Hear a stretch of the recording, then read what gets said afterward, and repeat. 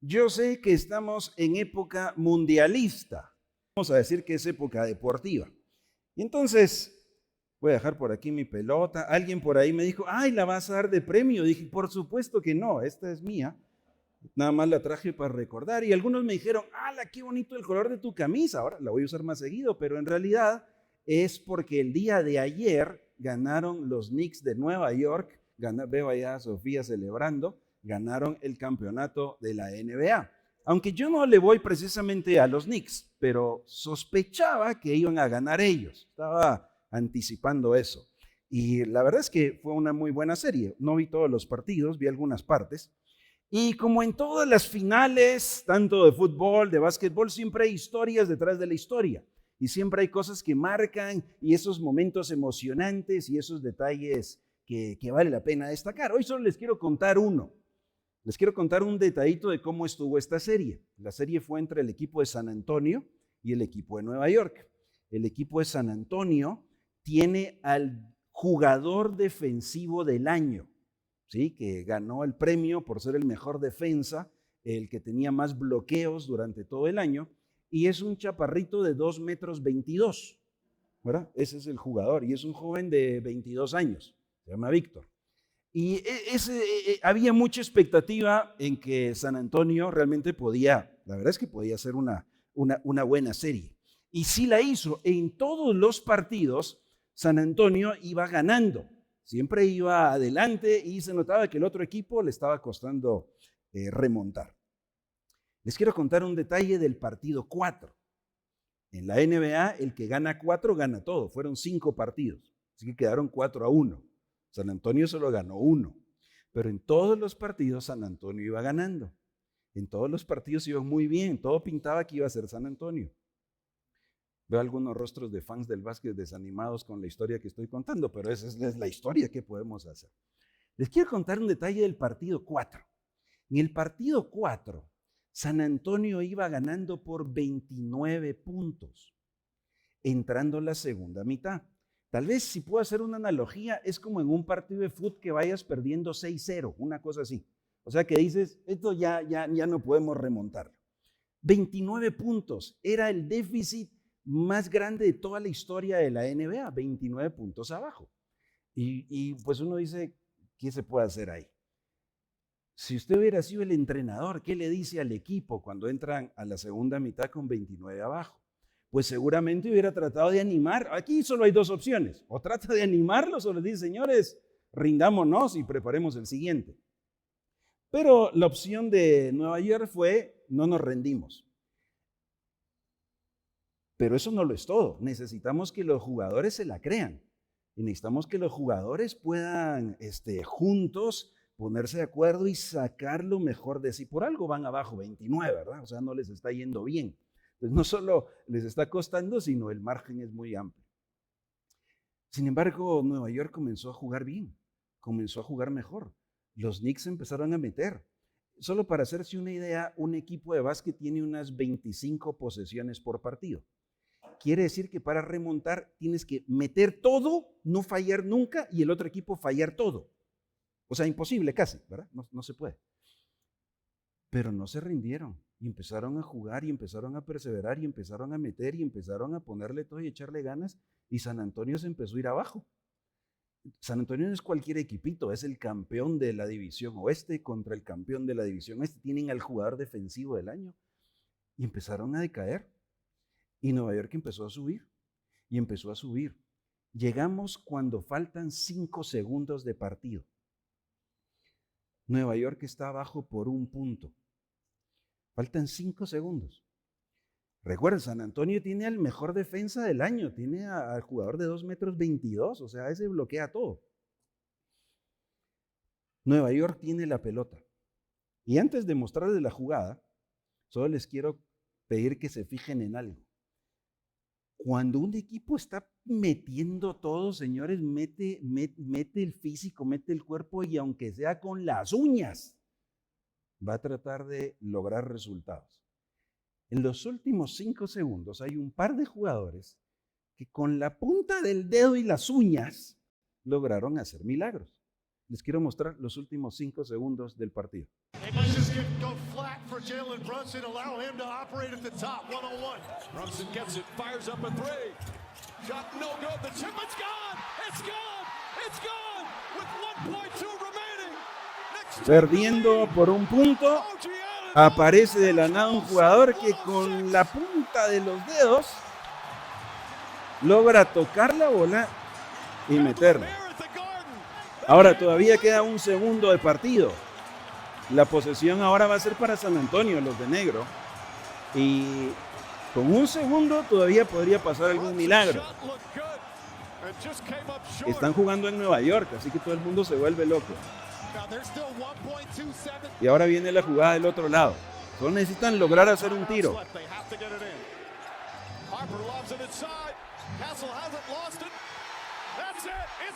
Pero no pudieron. Aunque no se logra ver en esta toma, este jugador que está gritando ahí es el que estaba tratando de bloquear el pase. En la repetición se nota como con la puntita del dedo logra desviar la pelota y por eso no la pudo recibir el otro jugador. Puedo seguir el análisis de...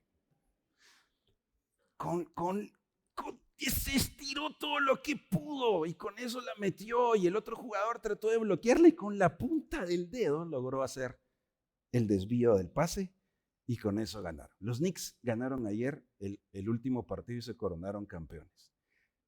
Esta es una de las jugadas que más comentadas van a ser. A mí me llama mucho la atención cuando el equipo realmente quiere y se compromete con todo, aunque sea que estirando el dedo y con lo que se pueda, van a lograr la meta que se propusieron. Al inicio de las temporadas todos los equipos pues aspiran a quedar campeones. Unos saben que tienen más posibilidad que otros. Unos tienen el talento, los recursos, la historia. Pero el objetivo final de cada temporada es ganar ese campeonato. Y este equipo lo dio todo. Para nosotros, los cristianos, ¿cuál es el objetivo final? ¿De qué se trata no la temporada, sino la vida? ¿Cuál es el objetivo que deberíamos perseguir y alcanzar? Y sobre todo la pregunta, querida iglesia, es si estamos dispuestos a estirarnos y a darlo todo, aunque sea con la uña, aunque sea con la punta, pero lograr el objetivo por el cual existimos. Y yo quiero invitarles a que hagamos una breve lectura esta mañana de Hechos, capítulo 2. Si tienen su Biblia, por favor, ahí acompáñenme a Hechos, capítulo 2. El Señor Jesucristo en su ministerio, al comenzar su ministerio, recuerdan que el ministerio de Jesús consistía en anunciar las buenas noticias del reino. El reino se ha acercado, arrepiéntanse. Era un reino que se establece primero en el corazón. No era un reinado político, no era un reinado militar, no era un reinado terrenal. El reino se establece en el corazón, por eso necesitamos hacer un giro, arrepentirnos. Así que el ministerio de Jesús consistió en ese anuncio de esa buena noticia y consistió en aplicar en la misericordia, en sanar, en traer esa esperanza a todo aquel que lo necesitaba. Y en medio de ese ministerio, Jesús formó una comunidad de discípulos a los que les encomendó seguir con ese ministerio, de anunciar esa buena noticia del evangelio. El reino se ha acercado, arrepiéntanse, y de aplicar esa buena noticia con la misericordia. ¿Se recuerdan que Jesús envió a los discípulos con esa misma instrucción? Mateo capítulo 10, los envió a predicar y los envió a sanar. Los envió a ayudar al necesitado. Es la misma misión. Y al final de Mateo, cuando Jesús dice, señores, es su turno, los envía a ser discípulos. Pues en Hechos capítulo 2, un libro que leímos hace poco también y estábamos recordando, de la cruz hasta lo último de la tierra, en Hechos capítulo 2 vamos a ver a esa comunidad de discípulos en acción. Jesús los llamó para que fueran en pos de él y él los haría pescadores de hombres. El llamado que todos nosotros tenemos es a seguir a Jesús. Jesús es el Señor. El llamado que todos tenemos es a ir en pos de Jesús. El llamado que todos tenemos es a conocer a Jesús. Somos discípulos. Primer llamado, si podemos ponerle un orden o un número, es a vivir bajo el señorío de Cristo. seguirlo a Él, conocerlo a Él, obedecerlo a Él, que Él sea el Señor. Si Él es nuestro Dios, entonces somos sus servidores. Y Él nos da una misión, nos da un propósito. Él nos hace, como a Pedro y a ellos que estaban en las barcas, pescadores de hombres. Debemos ser discípulos y hacer discípulos. Sería muy raro hacer discípulos sin serlo. Haríamos otra cosa. Los fariseos hicieron discípulos, pero de ellos mismos, no de Jesús, porque no lo reconocieron. Así que esa comunidad de discípulos llamados a ir tras Él y conocerlo, luego es enviada a anunciarlo. Por eso es Jesús el que nos hace esos pescadores de hombres. Y esa comunidad de discípulos, cuando Jesús asciende, se quedó esperando la promesa de que vendría el Espíritu Santo,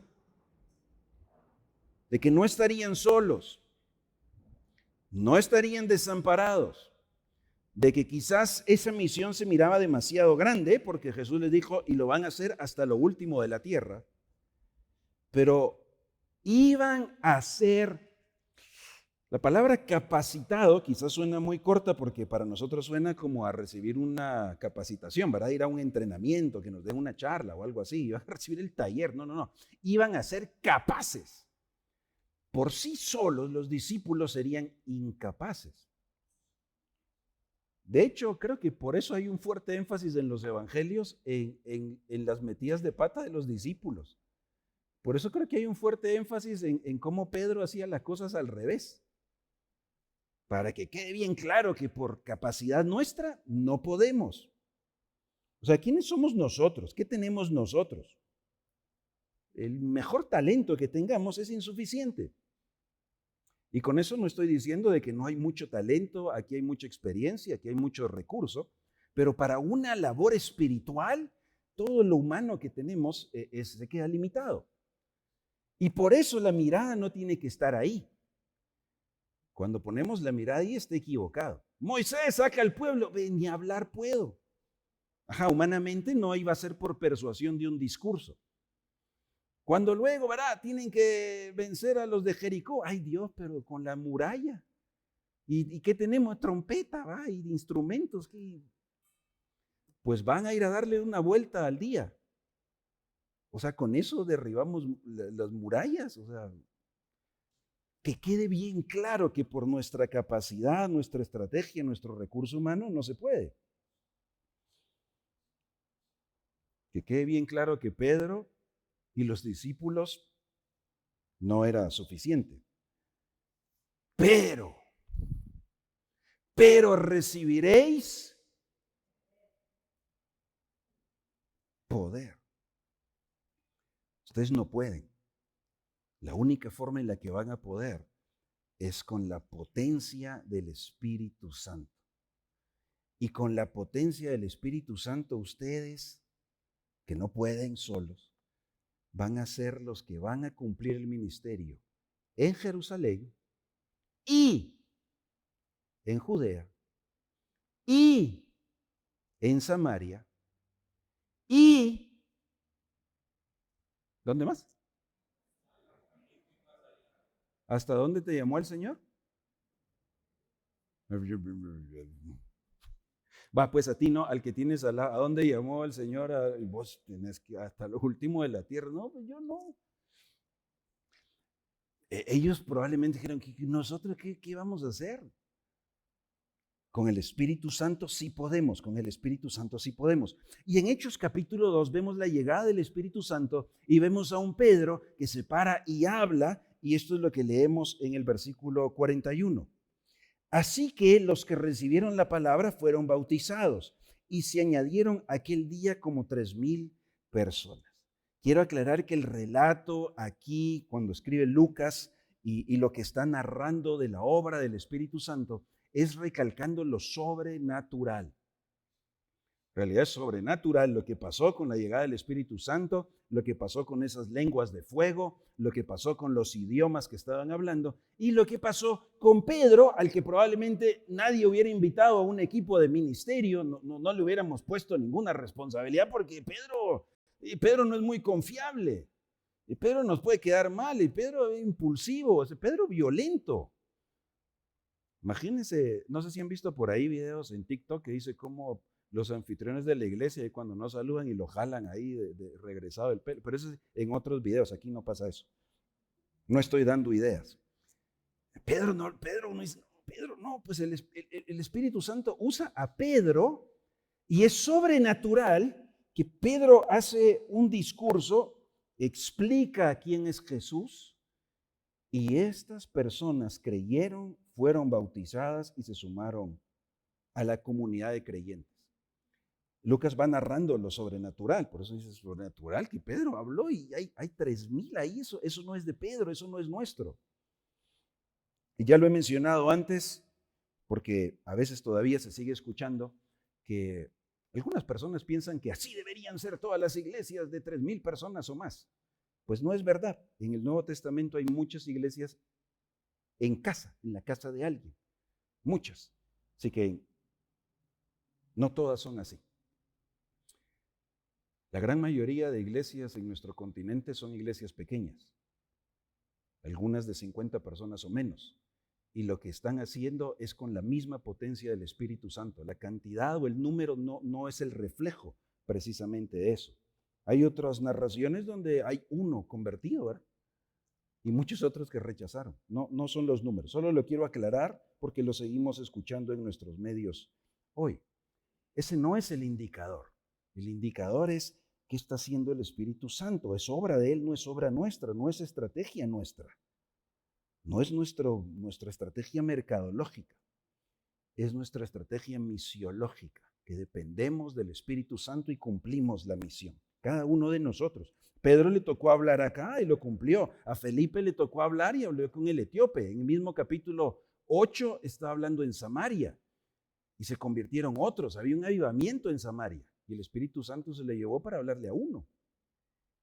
Probablemente uno muy influyente que después llevó el evangelio a Etiopía. Así que nuestra responsabilidad es ser usados por el Espíritu Santo, dejarnos ser usados por el Espíritu Santo. Pero entonces aquí está pasando algo sobrenatural. Estos discípulos están anunciando el Evangelio y hay otros que están creyendo. Y entonces miren lo que sucede, versículo 42. Y quiero detenerme un momentito en la palabra que aparece aquí. Hechos 2:42. Dice entonces que estos que se fueron sumando a la comunidad de discípulos perseveraban.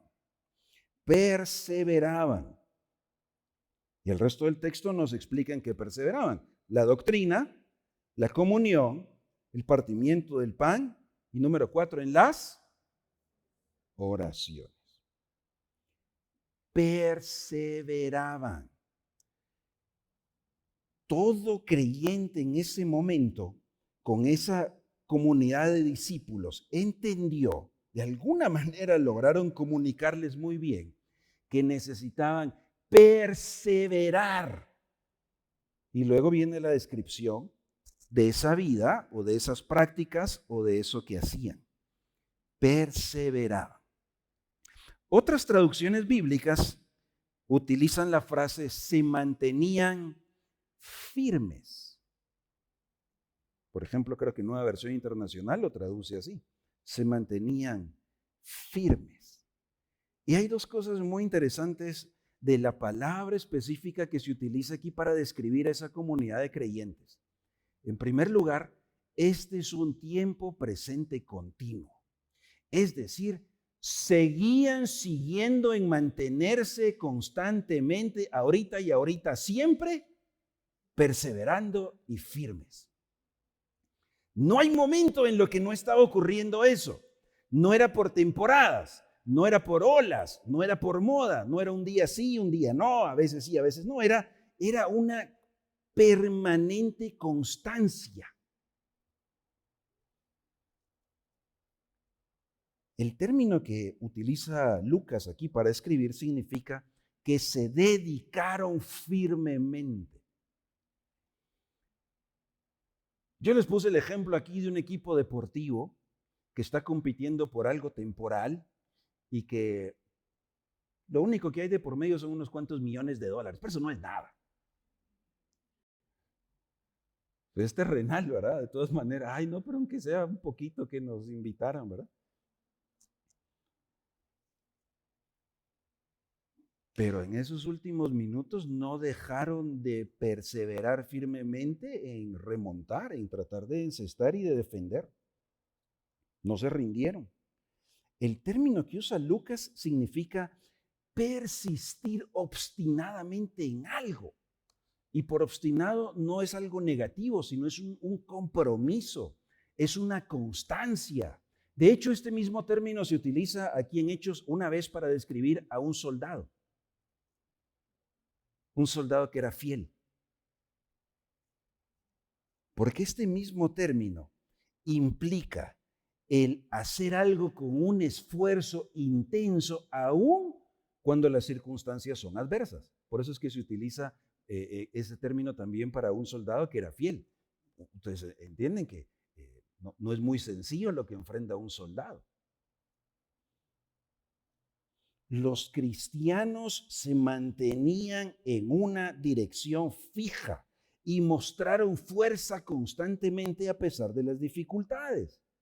Eso era lo natural de hacer, eso era lo que se esperaba. Realmente estaban comprometidos y querían. Y es muy interesante, en el libro de Hechos y más adelante también en Colosenses, se hace énfasis en la vida comprometida, la vida que se mantiene, la vida perseverante, la vida firme y fiel en la oración. Los cristianos, esa es una de sus características, mantenerse así firmes y fieles en la oración. El llamado es conocer a Jesús y darle a conocer. El llamado es ir en pos de Él y Él nos envía en una misión. Y estos creyentes que se están uniendo acá, están conociendo a Jesús por medio del testimonio de los discípulos y están viendo algo sobrenatural, pero son añadidos a la comunidad de creyentes, son añadidos a la iglesia y perseveraban. Estaban decididos a darle con todo. Estaban decididos o sea, es una transformación radical. Es algo sobrenatural. Que alguien puede estar comprometido a las cosas espirituales con ese nivel de entrega tiene que ser algo sobrenatural. Mis hermanos, no olvidemos que todos nosotros tenemos un enemigo interno, que cada vez que tú quieres algo espiritual, tienes un enemigo interno a quien vencer. Se llama tu propia naturaleza pecaminosa, es tu propia carne. Ahí está, 24/7, no te puedes deshacer de ella, ahí está ese enemigo constantemente. Gálatas nos enseña que el espíritu y la carne se oponen entre sí, para que no hagas lo que quieres, o sea, tu voluntad. Cuando tu voluntad es la carne, el espíritu se opone. Cuando tu voluntad es el espíritu, ¿qué va a hacer la carne? Se opone también. Cada vez que quieres algo espiritual, la carne se opone. ¿Por qué será que nos cuesta tanto orar?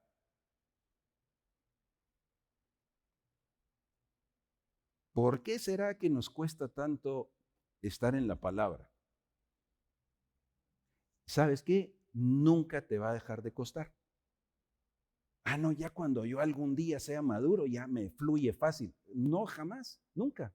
Eso no va a ser así. Porque siempre vas a tener a tu naturaleza pecaminosa, la carne, que se va a oponer. Siempre. Hermanos, ¿por qué creen que nos cuesta tanto dar? ¿Nos cuesta o no? Sí, va a ser difícil. Pero la carne no quiere. Pero comprarnos algo, eso no nos cuesta. Dice, qué alegre, ¿verdad? Que ahorré para esto. Ese es fácil. Es más, lo difícil es cuando sabes que no deberías comprártelo, ¿verdad? No, pero encontramos una forma. No es fácil. La carne siempre se va a oponer. Siempre se va a oponer la carne y te va a dar excusas para que compartas tu fe con alguien. Siempre te va a decir que mejor no, que ahora no. Siempre va a pasar eso. Y el Espíritu Santo te va a decir, ahora sí. Y tú en medio. Bueno, usted decide a quién escuchar. Los domingos puede ser difícil, digo yo. Decir, uy, voy a salir de casa y venir acá. Hay otras cosas que atender, ¿cierto? Por supuesto que sí. Hay que atenderlas. Pero sale siempre otro más fácil. Es que las cosas espirituales siempre van a tener oposición. Por eso es muy interesante cómo Lucas describe que estos cristianos se mantenían siguiendo en perseverar, en dedicarse firmemente, en persistir, en mantenerse, en mostrar constancia. Y eso solo puede venir del Espíritu Santo. Y yo quiero invitarnos, querida iglesia, que podamos ver al Espíritu Santo obrar, que podamos ser hombres y mujeres que ven al Espíritu Santo. Pero necesitamos ser constantes y necesitamos rendirnos y necesitamos hacerlo un día a la vez. ¿Qué hacían ellos? Porque era importante. Número uno, perseveraban, versículo 42, en la doctrina. Así que número uno, seamos cristianos que siguen aprendiendo la palabra de Dios. Sigue aprendiendo la palabra de Dios. No aprendas la palabra de Dios de vez en cuando, apréndela siempre, constantemente. Necesito alimentarme con la palabra de Dios. ¿Quién recuerda hoy qué fecha está? Hoy es 14, ¿verdad? 14. A ver, no sé, regresemos, no tan lejos, a ver, no sé. Hace 2 semanas hoy estoy con las fechas mal. Bueno, hace 2 domingos. ¿Qué almorzaste hace 2 domingos? Era finales de mayo, ¿verdad? ¿Alguien se acuerda qué comió hace 2 domingos? Bueno, ¿qué van a comer hoy? No sé, no sé los menús, ¿verdad? Pero nadie diría, no, pero con ese almuerzo de hace 2 domingos voy a estar bien hoy. Eso no hace sentido, o sea, es ilógico. Necesitas el alimento diario, ya, así fue diseñado nuestro cuerpo y gracias a Dios por la provisión del Señor, necesitas el alimento diario. Pues espiritualmente con más razón. No, yo como bien con lo que estudié Biblia hace 2 años. Todavía me acuerdo. Ah, sí, el Salmo 23, alguna vez lo leí. Ajá. Perseveraban en conocer la enseñanza. La enseñanza, en este caso, recuerden que estamos hablando de transmisión oral, por eso están hablando los discípulos. Nosotros tenemos que seguir hablando la enseñanza, pero por la gracia de Dios, qué cantidad de recursos los que tenemos hoy. Es impresionante, gracias a Dios. Es que yo aprendo más leyendo, hay libros. Que yo aprendo más escuchando, hay audios. No, que yo aprendo viendo, el video. No, que yo aprendo por ósmosis, pues péguesela en algo, pero hermano, haz algo. O sea, ¿qué estás haciendo para mantenerte en el conocimiento? No de información bíblica. Fíjense que la información no es suficiente. La información no es suficiente. No, la pregunta no es cuánto sabes. Eso no es suficiente. Los fariseos sabían mucho. La información no es suficiente. La información es para que vayas tras Jesús y sea tu Señor. Síguelo conociendo, porque en medio de las adversidades, en medio de las luchas que enfrentamos, es mucho más fácil que nuestra carne esté lamentándose y quejando que pasando tiempo en el texto bíblico. Sobre todo cuando las cosas no van muy bien, nuestra carne se resiste. Bueno, mentira, cuando las cosas van bien también, porque estamos tan contentos que se nos olvida. Así es la mente y el corazón humanos. Jeremías por eso dijo, el engañoso es el corazón. Entonces, no basta con el deseo, no basta con el conocimiento. Es realmente perseverar. Esta semana estuve enseñando un curso, bueno, en estos últimos meses, un curso de nivel doctoral sobre liderazgo. Y parte del énfasis que creo que debe ser crucial en este tema de liderazgo no es tanto la técnica de manejar equipos, sino el autoliderazgo, cómo comenzamos liderándonos a nosotros mismos y cómo a través de una mentalidad y marcos de referencia podemos liderar mejor a otros. Pero en uno de estos cursos y en una de las tareas hay un artículo que habla acerca de las diferentes capacidades o disciplinas que como líderes deberíamos desarrollar. Habla de 4. Y entonces obviamente el ejercicio es, pues, ¿cómo vas en esas 4 y qué vas a hacer para mejorar? Así que de todo el grupo de estudiantes, todos estaban poniendo muchas metas. Y lo primero que leí dije, wow, qué buenas metas, excelente, 100, buenísimo. Y luego leí otro y dije, wow, qué buenas metas, 100, excelente. Y luego leí el tercero y dice, se parece a lo que dice el segundo, se parece a lo que dice el primero. Y luego empecé a ver, estas son las metas de GPT, pero bueno, ese es otro tema. Empecé a ver que se repetían algunos patrones. Pero encontré uno muy sincero. En resumen, lo que decía su ensayo es, no quiero. No lo voy a hacer. No quiero. Y me argumentó, no el por qué, sino me describió lo que no iba a hacer. Dice, entiendo que el artículo habla de esta capacidad número 1. A mí eso no me gusta y no lo voy a hacer.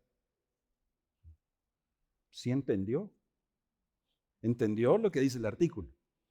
Segunda capacidad, la autora describe tal y tal cosa, pero eso a mí me cae mal. Y así decía, me cae mal, no lo voy a hacer. La 3 dice, esa más o menos, pero tampoco la quiero hacer. Y yo, ¿cómo calificas? ¿Entendió el artículo? ¿Conoce lo que dice el artículo? Sí. ¿Hay transformación? No. ¿Sirvió de algo? No lo sé. Ojalá la semilla alguna vez. Pero así concluyó y decía, yo no lo voy a hacer. Aprecié la sinceridad, pero al mismo tiempo fue muy triste, porque el conocimiento no es suficiente. Y yo creo que nosotros, la lucha principal que enfrentamos no es de conocimiento, es de una voluntad. Entonces necesito estar en la palabra de Dios, no para saber solamente, es para que mi corazón sea transformado. Lo único que penetra hasta lo más profundo es cuando Dios habla. Ellos seguían siguiendo, perseverando constantemente en conocer. Eran cristianos que aprendían. Aprendamos, iglesia, sigamos aprendiendo. Toma la iniciativa. La solución, si nos está costando, la solución, quiero mencionar algo aquí importante, la solución no está en eventos o actividades. Voy a hacer esa aclaración para que nadie vaya a pensar y dice, es que como ahora no hay clases en la mañana. ¿Se acuerdan que tuvimos clases alguna vez? Y alguna vez escuché, es que si pusieran clases, pongámoslas, no vino. Entonces luego las quitamos. Las podemos volver a poner, pero eso no resuelve el asunto. ¿Sí? Y ya hay varias sucediendo. Ya hay varias sucediendo. Es que mire, si acá nos dieran un libro a todos, tuvimos librería, la podemos volver a poner, pero la solución no está ahí, porque creo que es más un asunto de nuestra lucha interna. ¿A dónde voy con eso? Aprovecha todo lo que ya hay.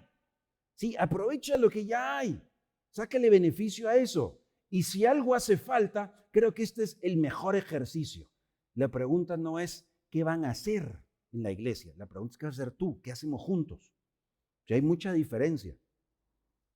Y ustedes me conocen, ¿verdad? Cuando alguien me dice, es que deberían, yo le digo, no, deberíamos. Ya no. Entonces, solo deberían y lo hacemos. Me recuerdo una vez alguien me habló para algo de la reforma. Por ahí atrás me abordaron. Es que sería bueno que se haga para... pues tenías alguna idea. No, yo ninguna, pero de que usted lo haga. Bueno, los hemos hecho. Con todo gusto. Y había un equipo fantástico. Es que debería haber devocionales. Los hemos hecho. Rebeca hacía los devocionales. Frederick siguió haciendo los devocionales. Varios de nosotros escribimos los devocionales. Hace un tiempo que no hemos tenido. Ahí están. Los podemos usar. Estoy tratando de decir lo siguiente. Por un lado, no nos fijemos en lo que no hay, aprovechemos lo que sí hay. Ya hay cosas. Número 2, cuando hayan otras nuevas, pues hagámosla, entrémosle juntos. Porque no es para cumplir o suplir un programa, no es por eso, no es por llenar un evento. Nuestra iglesia tiene agenda bastante llena y no parece. es para que sigamos cada uno perseverando. Número 2, y perseveraban en la doctrina, en la comunión unos con otros. Iglesia significa las personas con las que tú conectas tu vida espiritual. Esa es tu iglesia. Las personas con las que conectas tu vida espiritual. No, iglesia es el mensaje de vida, sí, el mensaje de vida es tu iglesia local, pero tu iglesia es las personas con las que conectas tu vida. Primera de Corintios 12 nos recuerda que la iglesia es un cuerpo. Y entonces uno dice, Pablo está usando una comparación, ¿verdad? Dice, pues uno es el ojo, uno es la mano, pero todos juntos obedecen a Cristo. Y todos juntos van y hacen lo que Cristo pidió que hicieran. Y no le puede decir el ojo al oído, ¿qué cosa?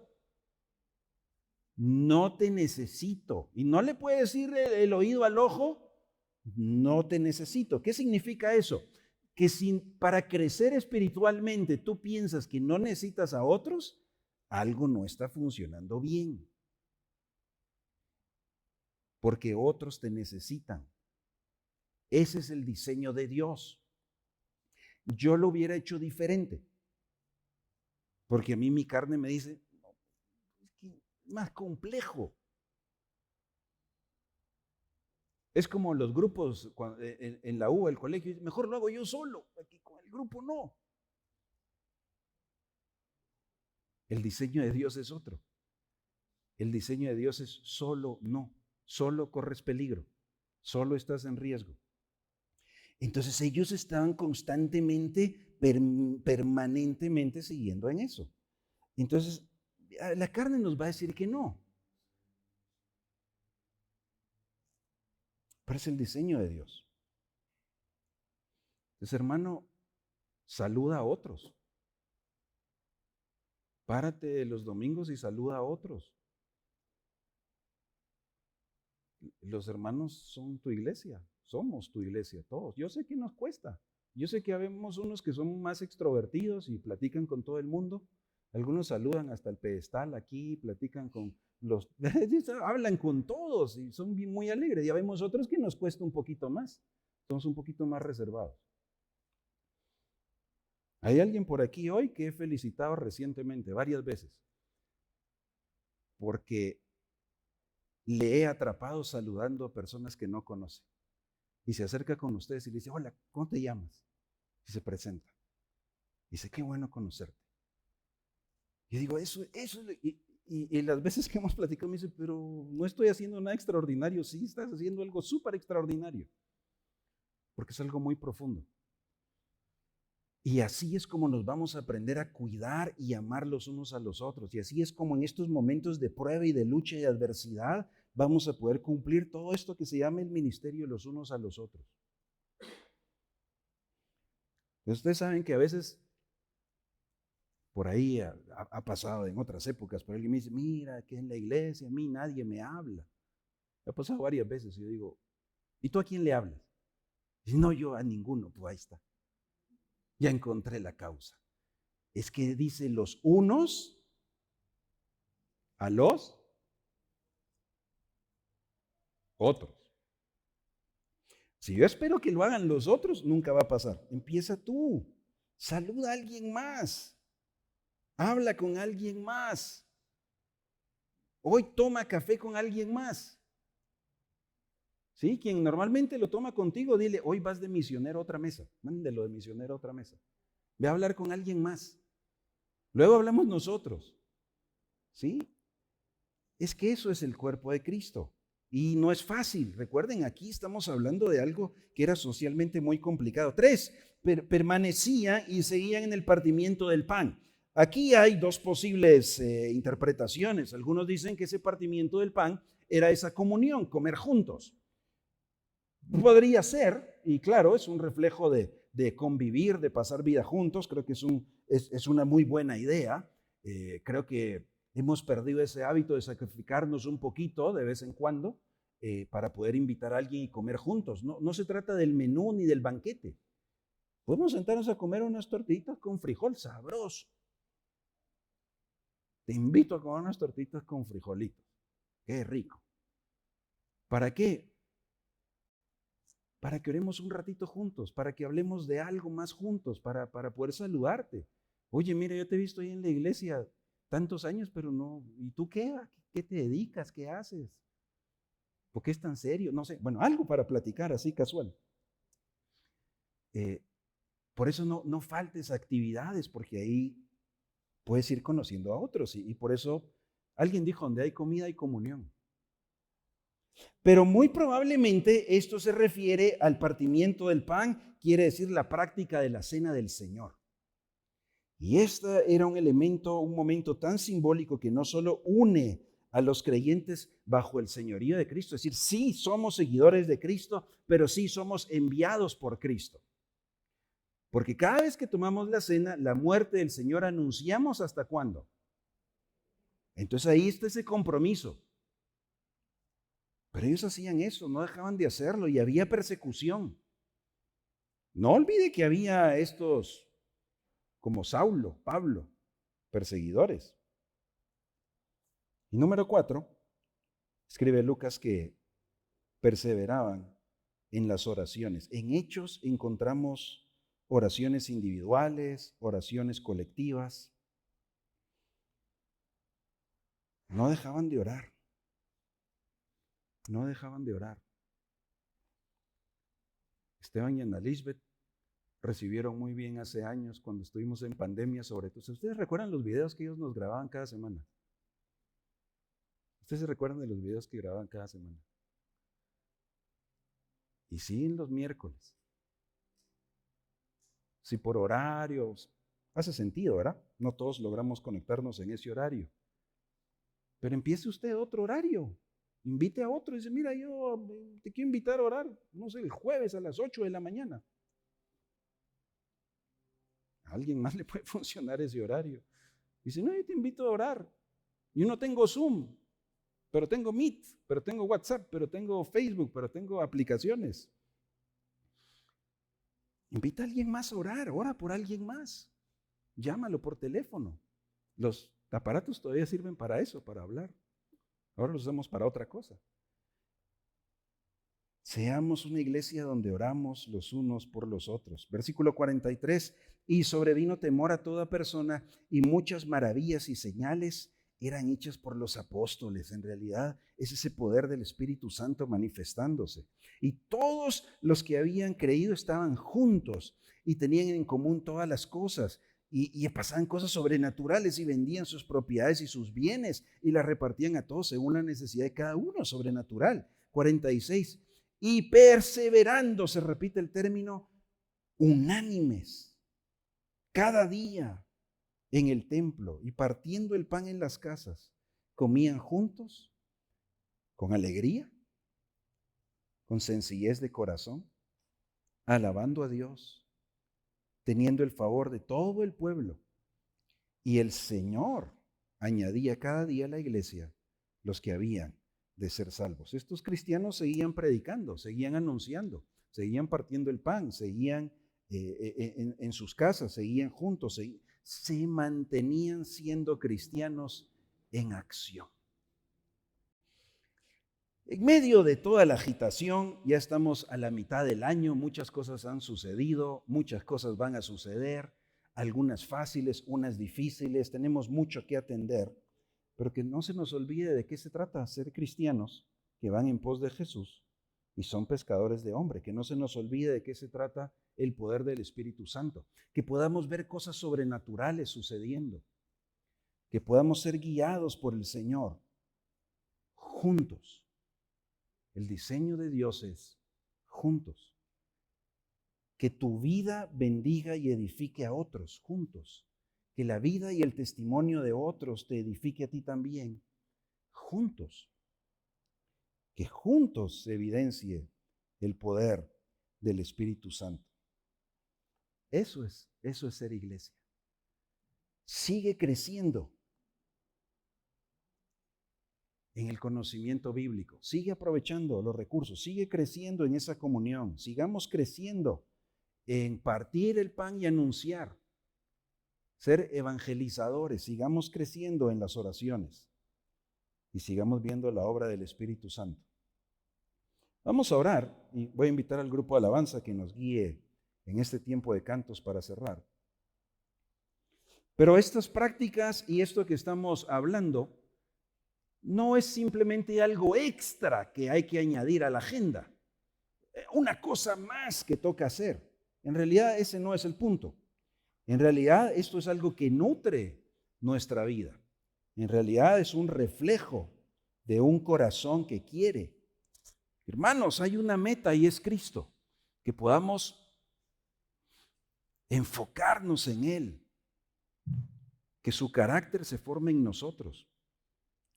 Pero no es una actividad más. En realidad es una revisión de cómo está nuestra mente y nuestro corazón. ¿En qué estamos enfocados? Si hay algo que nos está distrayendo. Siempre necesitamos esas revisiones. Siempre. Siempre. Y que el Señor nos guíe y que juntos podamos seguir siendo esa iglesia en acción. Gracias, Padre, por amarnos tanto. Gracias por haber enviado a tu Hijo para rescatarnos. Gracias porque conocimos su gracia y su verdad. Gracias por un día como hoy en el que aquí juntos podemos alentarnos a perseverar en esa vida cristiana, a vivir y conocer tu verdad, escuchar tu voz. Señor, que aquí juntos encontremos esas palabras de aliento, palabras sobrenaturales que dan vida. Que juntos acá podemos encontrar una mano, un abrazo, una oración. Que juntos salgamos alentados a dar testimonio fiel y firme con nuestras palabras y con nuestras acciones. Que sea evidente quién es el Señor de nuestras vidas. Que juntos salgamos equipados para que cuando alguien pregunte acerca de esa esperanza que tenemos, podamos responder con mansedumbre, con gracia. Señor, gracias porque sigues obrando de forma sobrenatural. Gracias por tu Espíritu Santo que sigue haciendo milagros. Gracias por las oraciones contestadas. Gracias por tu provisión. Gracias por tu protección también, Señor. Que podamos seguir siendo esa iglesia en acción.